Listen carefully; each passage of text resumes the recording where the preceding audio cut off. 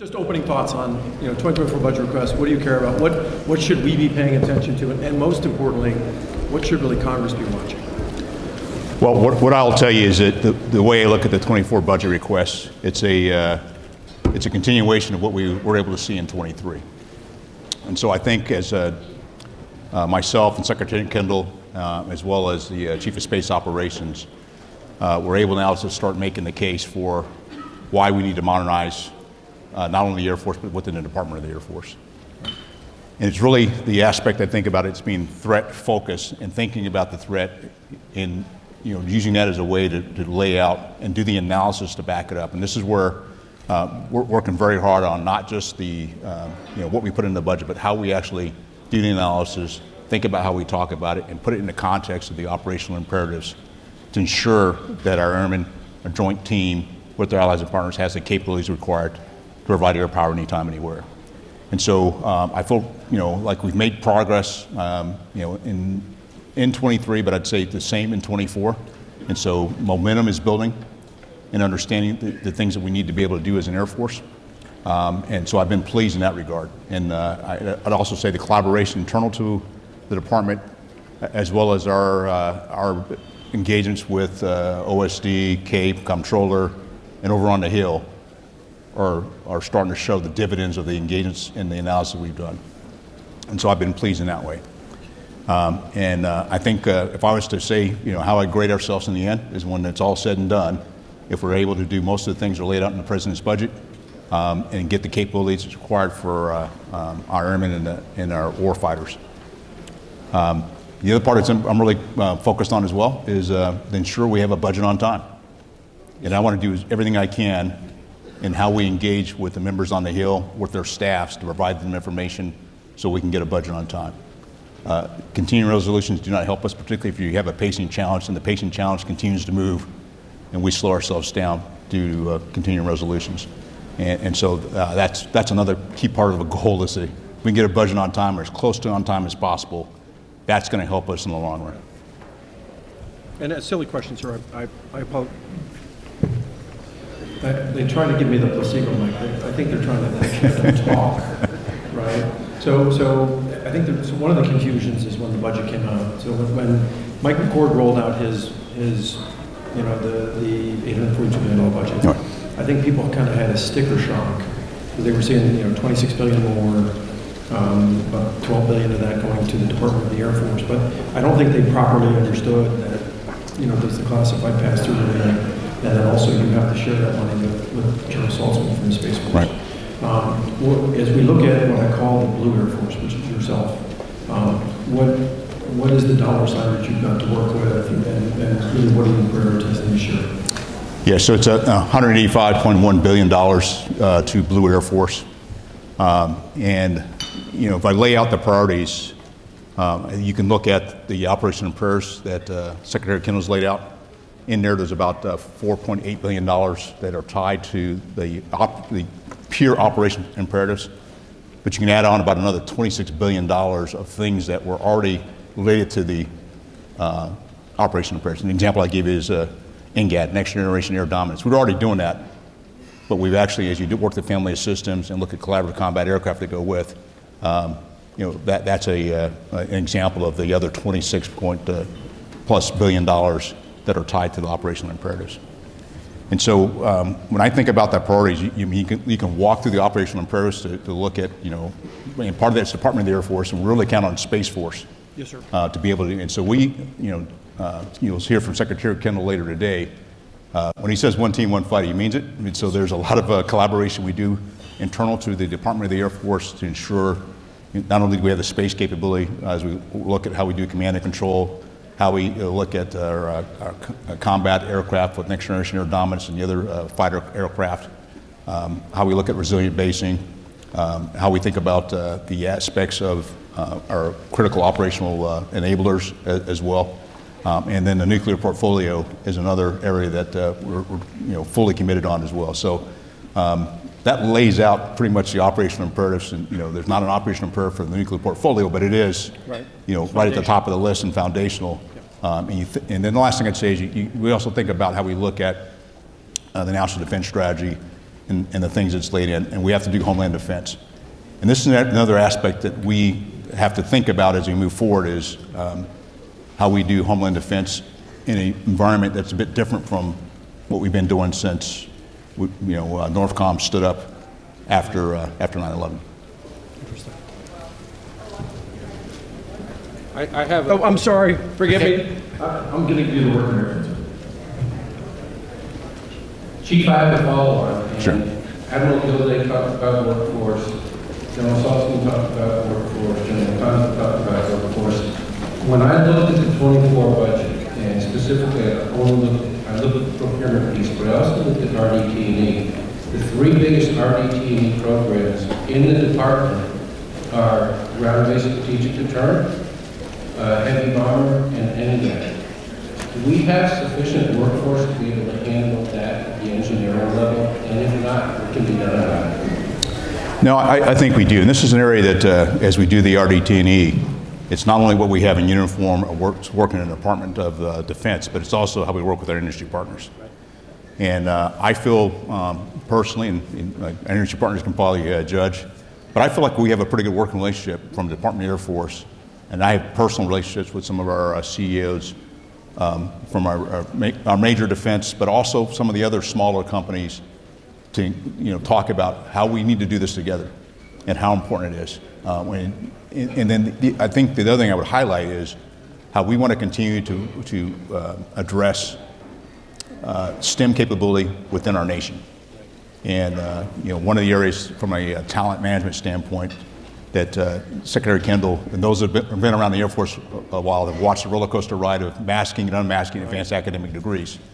Part of that was not only to look at STEM, but look at more broadly, if someone's going to go to an advanced academic degree, to ensure not only from a STEM, but also other parts that are important to the Air Force based on career fields. And if you're familiar that we went to developmental categories, so it's not kind of a line of the Air Force where the bulk of the Air Force look the same. Now we have the flexibility and using it as an opportunity to really think about how we develop the talent, both in uniform and with our civilian workforce, but also with industry as well. Hello? Placebo mic. So I didn't get an invitation to the B-21 rollout. Kathy Warden from Northrop is here. Just trying to send a message. What was it like? What was it like watching? I mean, that's your baby, and that's something that's President Xi's got to be paying attention to. Well,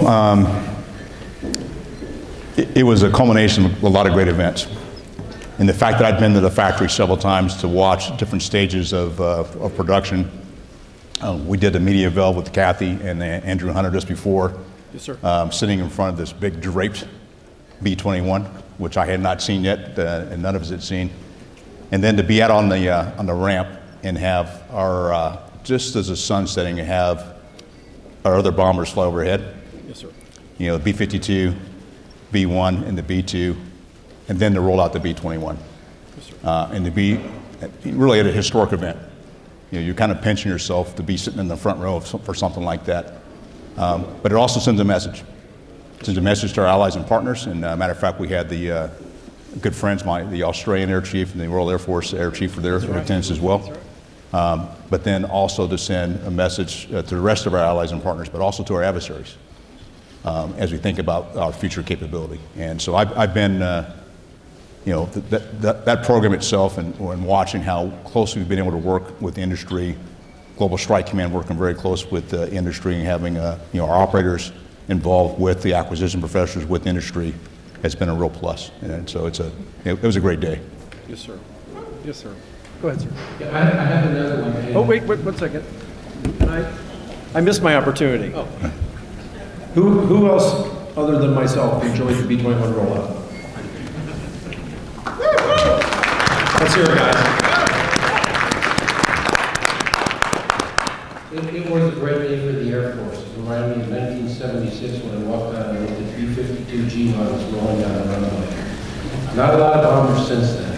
I have a question, and this is one that you're probably not prepared for, but Congressman Whitman is in here today, and he was talking about the strategy of divest to invest. And he said that he's not in favor of divest to invest, he's in favor of building capability to divest, so you have the curves crossing over. I know the Air Force needs to divest invest. How would you think about that type of argument? Well, so the first thing I tell you is I do not allow my staff to say those words. Okay? Matter of fact, I told them that, and then one of our senior officers said it, and I fired back a hot email to go, we don't say that. Okay. We are transitioning to the future. And as we do that, we got to think about the threat and where the Air Force needs to be here in the future. And as we do that, we have to modernize and make a transition, because there's an aspect of, we got to be able to support today's operations with the combatant commanders. Right. But I also make sure that the future combatant commanders, future airmen, have the capabilities we require so we do not lose. And so as we do that, there is a bit of trend, and there's some give and take. And I talk about balancing risk over time. I do not think that the services or the United States Air Force should bear all the risk by maintaining capability that's very popular today at the expense of the capabilities we need in the future. Okay. And so we got to make a transition. And so and that's the dialogue we have to have. And that's why whenever I engage, particularly on the Hill, the first thing I do is I talk about the threat. And we talk about where the Air Force needs to be. And then we can talk about the individual platform that's in someone's state or district that they may want to hold on to, or combatant command want to hold on to. And let's talk about the risk of where we need to go and how we can work together to ensure we have the capabilities, not only for today, but for next week, next year, next decade, to ensure that we have the capabilities that are required to do what the nation's asked us to do. Thank you. Great. To be honest, sir, that makes perfect sense, because people get hung up in this parochialism. And so when I looked at your list of like the 310 aircraft that you're requesting, you and Secretary Kendall, it made perfect sense to me. It was 48 unsurvivable MQ-9 Block 1s. It was just under 50 geriatric F-15 CDs. And so it is part of the rebuttal to that the fact that you're actually buying the 48 F-35 CTOLs this year, that you're actually still buying the 24 F-15Xs, is a natural way to react to that divest to invest reaction, to be able to show where you're actually putting the money, because this is the first time that I remember in many years where you're actually buying it. You're actually requesting 72 fighter aircraft to support air combat command, which is what you need per year to be able to actually make that transition that you're trying to do. I mean, it is a bit of a rebuttal. But I'd also tell you that getting to 72 a year is something that my predecessor was focused on. I've been focused on as we come in. But it's not just the 72 a year. It's the mix of capability and capacity that goes with that fighter capability. It's what we do on the command and control aspect. When you look at advanced battle management system, it's the munitions that we procure. It's the ISR that goes with all these. So we can talk about, that's the challenge I think we have sometimes. We'll talk about individual aspects of the Air Force, and what I've been trying to do as a chief is, this is an enterprise approach. I'm not responsible for just one part of air power. I'm responsible for all the air power that we do through our 5 core functions. And so the aspect there is, how do we look at bringing all these things together? And I feel pretty good that we have.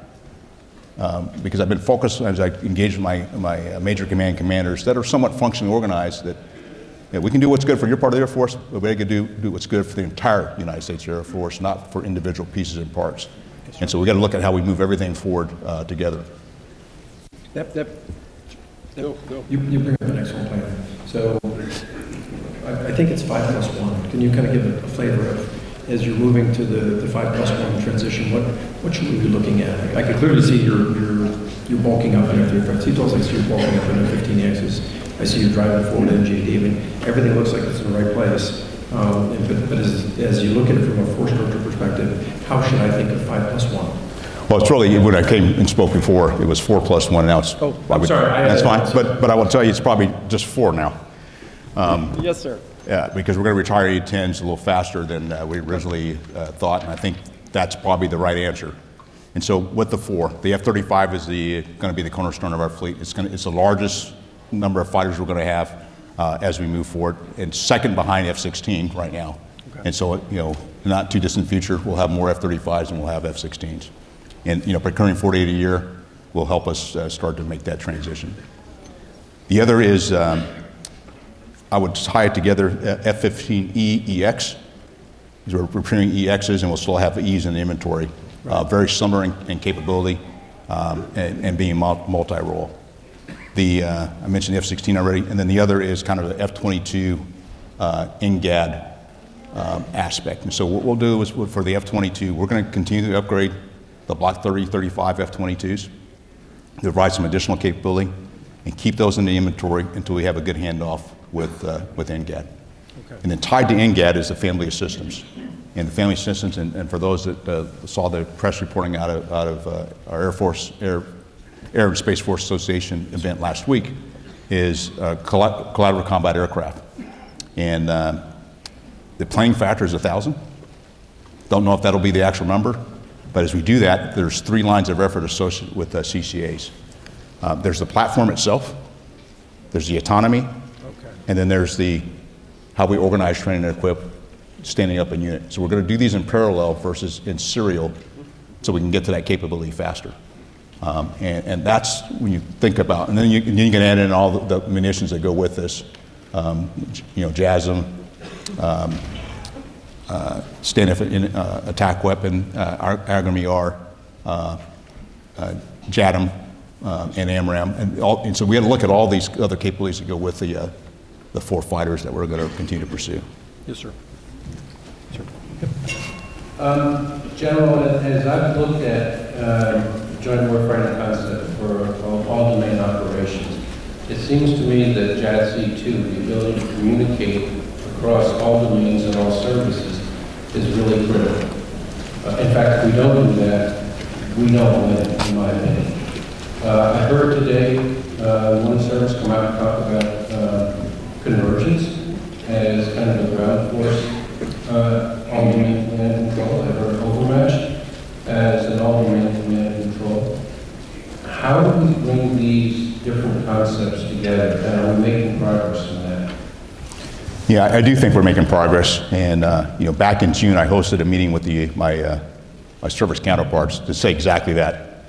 We can't keep talking about our individual approaches. How do we actually start to bring these closer together? We've been fortunate that our A26 Lieutenant General Mary O'Brien moved downstairs as a J6, and she understands kind of where I'm coming from on how we move this closer together. So I do think we're making progress. And for the Air Force, as we invest in advanced battle management system, I'll kind of walk you through a couple pieces. There's one aspect of the advanced battle management system in how the 3 areas that we're really focused on is, one, the digital infrastructure. Yes, no matter which one of these you do, you have to have the digital infrastructure to move the information. It is our airborne edge node to be able to move that information to the forward edge. And then there's the kind of a combat cloud. And the combat cloud, again, will work for all the services because the data will be there. It's just a matter of how you pull it down into your applications to make it useful for the domain that you're focused on.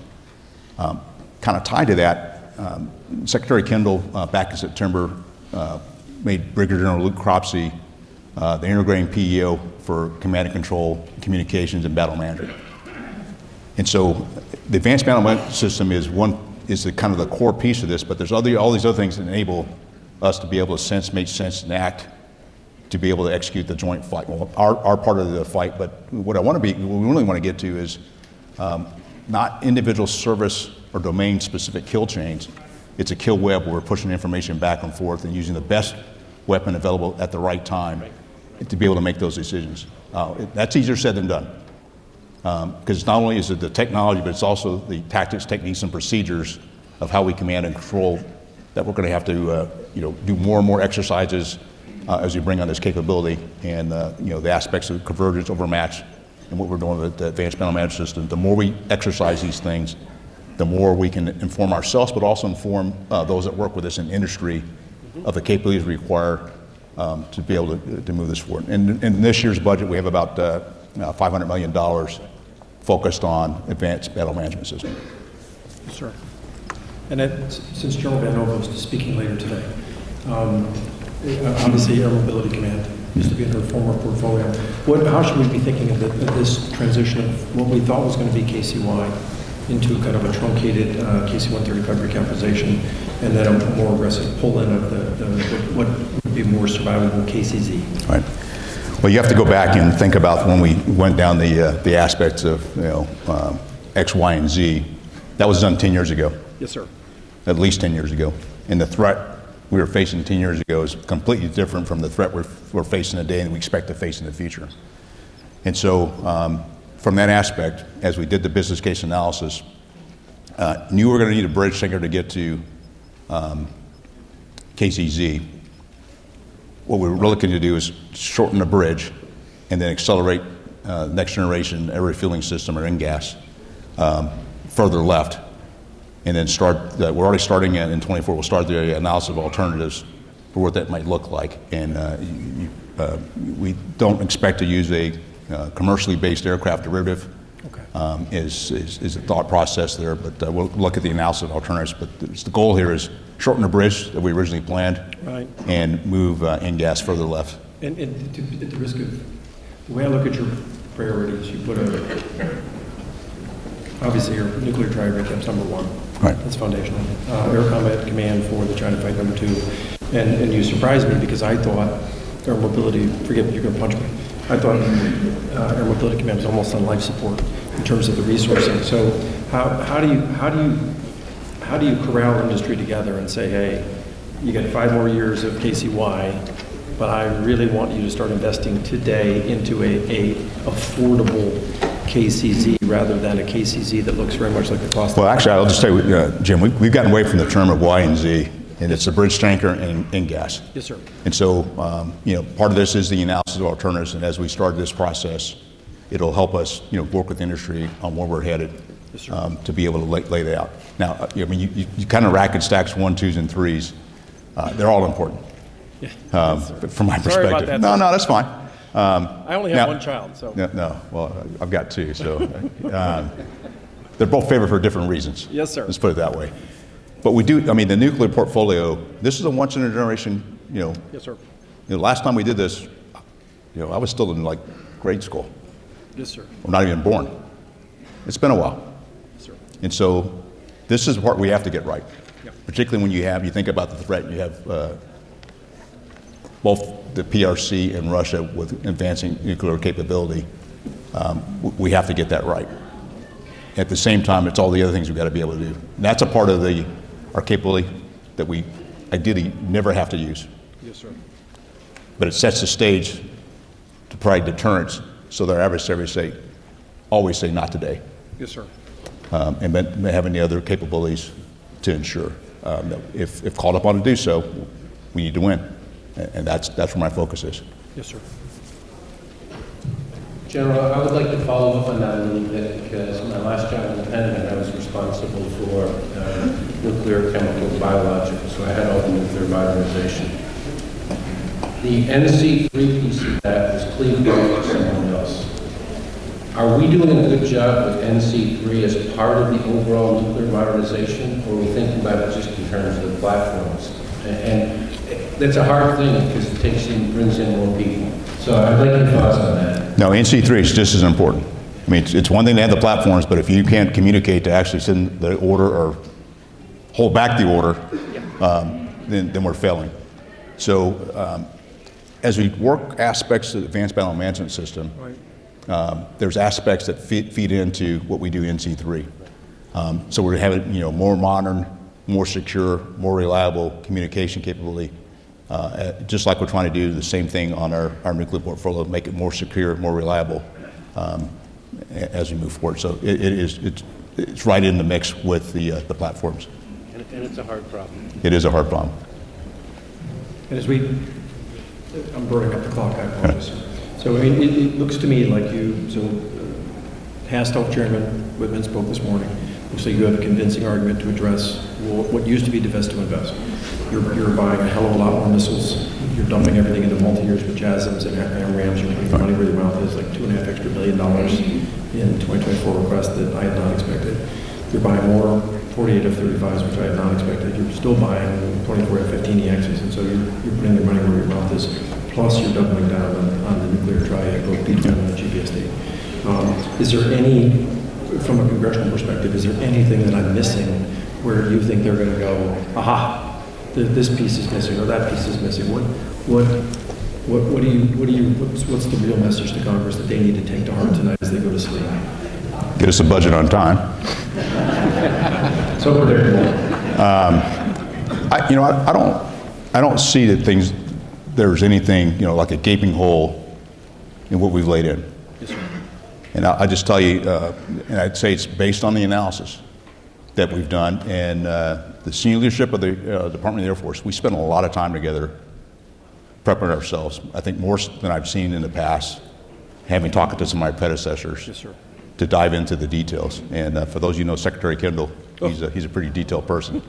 And that helps. And I talked about this here just recently is, I wrote Accelerated Change or Lose before Secretary Kendall was coming in as Secretary of the Air Force. Yes, sir.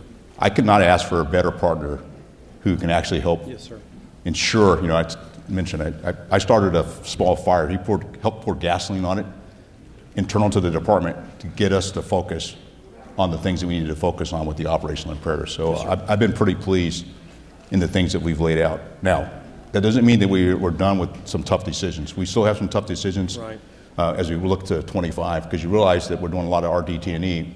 There's not a lot of procurement in there, but it provides options. And at some point, we're going to have to vote some parts of the RDT&E off the island and get to procurement. But we want to make sure we have the options going forward. You can't produce what you haven't started researching, and that's part of the perspective as well. Yes, sir. Is there any, as we burn up the last few seconds of gasping airtime before I release this on board into their 30-minute lunch period, is there any last message that's critical to you, critical to your airmen, critical to recruiting? Any last thing to leave us with, sir? Well, what I would say is, last week when I spoke at AFA, I talked about air power as the answer. But because of airmen, air power is the answer. And we have some very, very talented airmen, active guard, reserve, and civilian, that make up our force. Retention for us is really good right now. We're up in about a 90%, plus or minus, both officers and enlisted. So that part is good. That puts a challenge on our reserve component, because if those aren't leaving, they can't affiliate to the Guard and Reserve. Right. And then from a recruiting standpoint, all the services are having some difficulties. One of the things that we are focused on is we're going to keep the standard where it is, but are there any barriers to entry that we've had and lived with that we can actually open up the aperture on? And so those are the things that we have a Tiger team led by the Vice Chief of Staff of the Air Force to look at some of those, and we've made some slight policy changes to work those. The other piece that I've always believed, young people only aspire to be what they see. And if they never see a member in uniform, never heard about the United States Air Force, they're not going to say, I want to join the Air Force one day. And so part of this is how do we better engage in our communities and with our community leaders. Yes, sir. And so here about 6 weeks ago, I sent a letter to all of our wing commanders and said, you need to actually engage with the communities and open up your bases for base tours. Before 9/11, we used to have base tours all the time. Like Thursdays was busloads of kids coming on base to look at airplanes. Well, we kind of quit doing that. And we need to actually get back into our communities and make those connections to let them understand the tremendous talent we have in our nation and the opportunities that are part of our force. I told our airmen, think about who inspired you and why, you rose your right hand, took an oath of office, oath of enlistment, to be part of something bigger than yourself. I mean, I can think of my own, reasons of why. I mean, this whole thing was my dad's idea. 4 years won't hurt you. He wanted you out of the house, sir. But I'll tell you what, though, the opportunities I've had have been tremendous. And when I read my own bio, I'm almost like I'm living a dream. That's the opportunities that serving in our armed forces provides our young people. If they just don't know about it, and our job is to let them know more of the opportunities, because the world is our oyster, and they got a lot of opportunities that come in the palm of their hand. Right. But how do we make that something they want to do? Yes, sir. And we got to get out there and share that. And hopefully all of you can help us do that as well. Yes, sir. Any final thoughts, sir? Nope. Thank you very much, General, for what you've done. Well done, sir. Thank you.